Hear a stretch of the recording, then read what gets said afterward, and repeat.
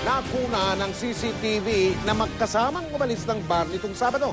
Yung suspect na si Private First Class Joseph Scott Pemberton at ang biktimang si Jennifer Laude.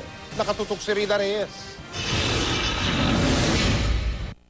10:56 ng gabi ng Sabado, October 11, nakuna ng CCTV ng Ambiance Bar sa Olongapo ang pagdating ng 4 na Amerikano. Ayon sa mga staff ng bar, isa sa 4 ay si US Marines Private First Class Joseph Scott Pemberton. Sa kuha ng CCTV at sabi ng mga tauhan ng bar, halatang lasing na ang mga dayuhan. Ang dalawa, nagpaiwan pa ng may makasalubong sa hagdan at ang isa, pasayaw-sayaw pa.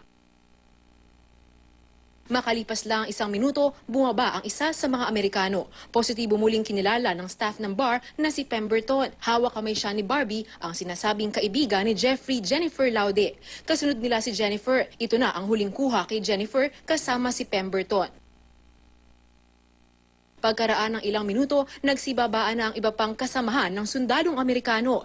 11:35 p.m., panhik panaog na ang 3 kasamahan ni Pemberton. Ayon sa mga taga-bar, hinahanap na nila ang kasamahan nila. Panay na raw ang tanong nila sa mga tao sa bar dahil hindi pa rin bumabalik si Pemberton. Kailangan daw kasi nilang makabalik ng barko ng eksaktong 12:00 ng hating gabi. Rida Reyes, Nakatutok, 24 Oras.